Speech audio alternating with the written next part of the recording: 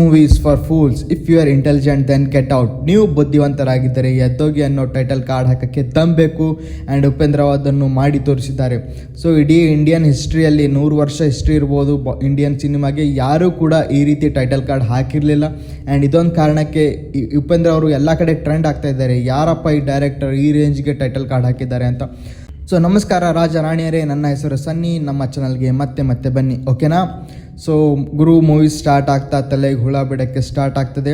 And first 15 ನಿಮಿಷ ನಾವು ಎಲ್ಲಿದ್ದೀವೋ, ಏನು ಮಾಡ್ತಾ ಇದ್ದೀವೋ, ಏನು ನೋಡ್ತಾ ಇದ್ದೀವೋ ನಮಗೆ ಗೊತ್ತಾಗಲ್ಲ. ಆಮೇಲೆ ಆ್ಯಕ್ಚುಯಲ್ ಮೂವಿ ಅಥವಾ ಸ್ಟೋರಿ ಸ್ಟಾರ್ಟ್ ಆಗುತ್ತೆ. ಸೊ ಸ್ಟೋರಿ ಸ್ಟಾರ್ಟ್ ಆಗೋದು ಆದಮ ಹವ್ವಳಿಂದ, ಹೇಗೆ ಮನುಷ್ಯನಿಗೆ ಯೋಚನೆ ಶಕ್ತಿ ಬಂತು, ಸೊ ಅದರಿಂದ ಏನೇನಾಯಿತು ಮುಂದೆ ಅನ್ನೋದು ಈ ಮೂವಿ. ಆ್ಯಂಡ್ ಅದೊಂದು ಸೀಕ್ವೆನ್ಸ್ ತುಂಬ ಬ್ಯೂಟಿಫುಲ್ ಆಗಿ ಮೂಡಿ ಬಂದಿದೆ, ಆದಮ್ ಹವ್ವಳ ಸೀಕ್ವೆನ್ಸ್. ಆ್ಯಂಡ್ ಅದೊಂದು ಸ್ನೇಕು. ಆ್ಯಂಡ್ ಮೂವಿ ನಿಜವಾಗ್ಲೂ ಸಾಮಾನ್ಯ ಮನುಷ್ಯರಿಗೆ ಅಲ್ಲ, ಐ ಮೂವಿ ಐ ಅನ್ನೋರಿಗೆ ಅರ್ಥ ಆಗಂಗಿಲ್ಲ, ಯು ಅನ್ನೋರಿಗೆ ಅರ್ಥ ಆಗುತ್ತೆ. ಅಂದರೆ ನಾನು ಅನ್ನೋ ಸ್ವಾರ್ಥಿಗಳಿಗೆ ಇದು ಅರ್ಥ ಆಗಂಗಿಲ್ಲ.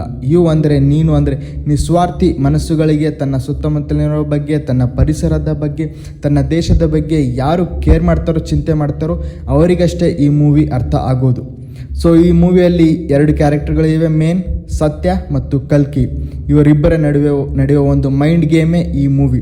ಸತ್ಯ ಇದ್ದಲ್ಲೆಲ್ಲ ಪ್ರೀತಿ, ದಯೆ, ಒಗ್ಗಟ್ಟು ಇರ್ತದೆ. ಕಲ್ಕಿ ಇದ್ದಲ್ಲೆಲ್ಲ ದ್ವೇಷ, ಜಗಳ, ಹೊಡೆದಾಟ ಇರ್ತದೆ. ಸತ್ಯ ಜನರಿಗೆ ಉದ್ಧಾರ ಮಾಡುವುದಕ್ಕೆ ಬಂದಿದ್ದರೆ, ಕಲ್ಕಿ ಜನರಿಗೆಲ್ಲ ಹಾಳು ಮಾಡುವುದಕ್ಕೆ ಬಂದಿದ್ದಾನೆ. ಇದರಲ್ಲಿ ಯಾರು ಗೆದ್ದಿದ್ದಾರೆ, ಯಾರು ಸೋಲ್ತಾರೆ ಅನ್ನೋದನ್ನು ನೋಡಬೇಕಾದ್ರೆ ನೀವು ಮೂವಿ ಹೋಗಿ ನೋಡಬೇಕು. ಸೊ ಉಪೇಂದ್ರ ಅವರು ನಮ್ಮ ದೇಶವನ್ನು ಹಾಳು ಮಾಡುತ್ತಿರುವ ರಾಜಕಾರಣಿಗಳಿಗೆ, ಬಾಬಾಗಳಿಗೆ, ಮೀಡಿಯಾದವರಿಗೆ ಈ ಮೂವಿಯಲ್ಲಿ ಬೆತ್ತಲೆ ಮಾಡಿದ್ದಾರೆ. ಗುಟ್ಕಾ ತಿಂದು ಅವರ ಬಾಯಿ ಒಳಗೆ ಉಗುಳಿದ್ದಾರೆ. ಹೆಂಡಿಯ ಉಂಡೆ ಮಾಡಿ ಅವರಿಗೆ ಚಲೋ ತಿನ್ನಿಸಿದ್ದಾರೆ. ಸೊ ಮತ್ತೆ ಊರೆಲ್ಲ ಬೆಂಕಿ ಹತ್ತಿದ್ರು, ಪಕ್ಕದ ಮನೆ ಆಂಟಿಗೆ 2 ಗಂಡು ಮಕ್ಕಳಾದರೂ ಕ್ಯಾರೆ ಅನ್ನದ ನಮ್ಮ ಸತ್ತ ಪ್ರಜೆಗಳಾದ ಯುವಕರಿಗೆ ಕುದುರೆಯ ಮೂತ್ರದಿಂದ ಸ್ನಾನ ಮಾಡಿಸಿದ್ದಾರೆ. ಹೌದು, ಬರೀ ರೀಲ್ಸ್ ನೋಡುತ್ತಾ ಕುಳಿತಿರುವ ಯುವಕರು ನಾಲಾಯಕರು. ಫೇಸ್ಬುಕ್, ಇನ್ಸ್ಟಾಗ್ರಾಮ್, ಸ್ನ್ಯಾಪ್ಚಾಟ್ನಲ್ಲಿ ಫೋಟೋ ಅಪ್ಲೋಡ್ ಮಾಡಿ ಲೈಕ್ಗಾಗಿ ಕಾಯುತ್ತಿರುವ ಯುವಕರು ಬರಗೆಟ್ಟವರು. ಕೆಲಸವಿಲ್ಲದೆ ಬರೀ ಬಿಗ್ ಬಾಸ್ ಕ್ರಿಕೆಟ್ ನೋಡುವ ಯುವಕರೇ ಮುಂದೊಂದು ದಿನ ಆಯ್ಕೊಂಡು ತಿನ್ನಬೇಕಾಗುತ್ತದೆ, ಎಚ್ಚರವಿರಲಿ. ಇಂಥ ಕಿತ್ತೋಗಿರೋ ಯುವಕರ ಕುಂಡೆಯ ಮೇಲೆ ಉಪೇಂದ್ರ ಅವರು ದೊಡ್ಡ ಬರೆಯನ್ನೇ ಕೊಟ್ಟಿದ್ದಾರೆ. ಈ ಮೂವಿಯ ಸೆಕೆಂಡ್ ಹಾಫಲ್ಲಿ ಒಂದು ಸೀಕ್ವೆನ್ಸ್ ಇದೆ, ಅದು ಅರ್ಥ ಆದರೆ ನಮ್ಮ ಜೀವನ ಪಾವನ, ಅರ್ಥ ಆಗಿಲ್ಲ ಅಂದರೆ ಇನ್ನೊಂದ್ಸರಿ ಹೋಗಿ ಮೂವಿ ನೋಡೋಣ. ಸೊ ಉಪೇಂದ್ರ ಅವರು ಹೇಗೆ ಜೈಲಿನಿಂದ ಹೊರಗೆ ಬರ್ತಾರೆ, ಹೇಗೆ ಒಂದು ಚಕ್ರವ್ಯೂಹದಿಂದ ಬಿಡಿಸಿಕೊಂಡು ಹೊರಗೆ ಬರ್ತಾರೆ, ಅದನ್ನು ಅರ್ಥ ಮಾಡಿಕೊಳ್ಳೋದೇ ತುಂಬ ಇಂಪಾರ್ಟೆಂಟ್. ಸೊ ಆ ಜೈಲಿನಲ್ಲಿ ಎಷ್ಟೋ ಜನ ಇರ್ತಾರಲ್ಲ, ಅವು ಯಾವುದಕ್ಕೆ ಸೂಚನೆ ಅಂದರೆ ನಮ್ಮ ತಲೆಯಲ್ಲಿರುವ ಯೋಚನೆಗಳಿಗೆ ಸೂಚನೆ. ಎಸ್, ಕೆಲವು ಯೋಚನೆಗಳು ನಮ್ಮನ್ನು ಭಯದಲ್ಲಿ ಹಾಕ್ತವೆ, ಚಿಂತೆಯಲ್ಲಿ ಹಾಕ್ತವೆ, ಕನ್ಫ್ಯೂಷನ್ನಲ್ಲಿ ಹಾಕ್ತವೆ, ಮತ್ತು ಕೆಲವು ಯೋಚನೆಗಳು ನಮ್ಮನ್ನು ಸಾಯಿಸೋದಕ್ಕೆ ಬರ್ತವೆ. ಎಸ್, ಸೂಸೈಡ್ ಮಾಡ್ಕೊಳ್ತಾರಲ್ಲ, ಯಾವಾಗ ಆ ಒಂದು ಸಾಯಬೇಕನ್ನೋ ಯೋಚನೆ ಅವರನ್ನು ಸಂಪೂರ್ಣವಾಗಿ ಆವರಿಸ್ಕೊಳ್ತದಲ್ಲ, ಅವಾಗೆ ಹೋಗಿ ಅದನ್ನು ಸೂಸೈಡ್ ಮಾಡ್ಕೋತಾರೆ. ಆದರೆ ನಾವೇನು ಮಾಡಬೇಕು? ಫೋಕಸ್. ಎಸ್, ನಮ್ಮ ಉದ್ದೇಶದ ಮೇಲೆ ನಾವು ಫೋಕಸ್ ಮಾಡಬೇಕು, ಮುಂದೆ ನಡೆಯುತ್ತಾ ಇರಬೇಕು. ಪ್ರಪಂಚದ ವಸ್ತುಗಳಲ್ಲಿರುವ ನಶೆಯಲ್ಲಿ ನಾವು ತೇಲಿ ಹೋಗಬಾರ್ದು. ಏನೇ ಆದರೂ ನಾವು ಮುಂದೆ ನುಗ್ತಾನೇ ಇರಬೇಕು. ಈ ಮೈಂಡನ್ನು ನಾವು ಗೆದ್ದರೆ ಇಡೀ ಪ್ರಪಂಚವನ್ನೇ ಗೆದ್ದಂಗೆ. ಎಸ್, ಬೇರೆಯವರ ಮೇಲೆ ವಿಜಯ ಸಾಧಿಸೋದಕ್ಕಿಂತ ನಮ್ಮ ಮೇಲೆ ನಾವು ವಿಜಯ ಸಾಧಿಸಬೇಕು. ನಮ್ಮಲ್ಲಿ ಒಳ್ಳೆಯವ ಕೆಟ್ಟವ ಎರಡೂ ಇದ್ದಾನೆ. ನಾವು ಯಾವುದನ್ನು ಇಟ್ಕೋತೀವೋ, ಸಾಕ್ತೀವೋ, ಬೆಳೆಸ್ತೀವೋ ಅದು ನಮಗೆ ಬಿಟ್ಟಿದ್ದು. ಜಗತ್ತಿನ ಎಲ್ಲ ಕೆಟ್ಟ ವಿಚಾರಗಳನ್ನು ಹುಡುಕ್ಯಾಡಿ ಹಿಡ್ಕೊಂಡು ಬಂದು ನಮ್ಮ ತಲೆಯಲ್ಲಿ ನಾವು ಹಾಕೊಳ್ತೇವೆ. ಆಮೇಲೆ ಆ ಯೋಚನೆಗಳ ಹಾಗೆ ನಾವು ಕೂಡ ಆಗ್ತೇವೆ.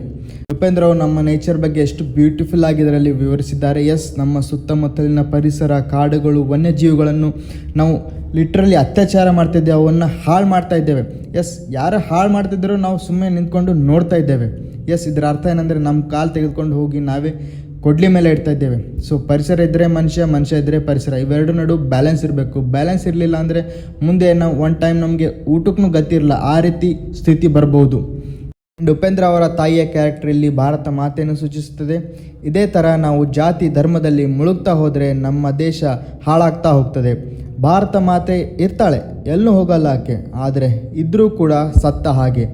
ನಮ್ಮನ್ನು ಆಳುವ ರಾಜಕಾರಣಿಗಳು ಬೆಳೆಯುತ್ತಾನೇ ಹೋಗ್ತಾರೆ, ಬಡವರನ್ನು ತುಳಿಯುತ್ತಾನೇ ಹೋಗ್ತಾರೆ. ನಮ್ಮ ದೇಶ ಈ ರೀತಿ ಆಗಬೇಕಾ? ಇಲ್ಲ ಅಂತ ಆದರೆ ನಾವು ಜಾತಿ, ಧರ್ಮ, ಮಸೀದಿ, ದೇವಾಲಯ, ಚರ್ಚ್ ಇದರಲ್ಲಿ ಸಾಯದೆ ಪ್ರೀತಿ, ಮಾನವೀಯತೆ, ಕರುಣೆ, ಸಹಾಯ, ಒಗ್ಗಟ್ಟಿನಲ್ಲಿ ಇರುವುದನ್ನು ಕಲಿತುಕೊಂಡು ನಮ್ಮ ದೇಶವನ್ನು ಬೆಳೆಸೋಣ. ಜೈ ಹಿಂದ್.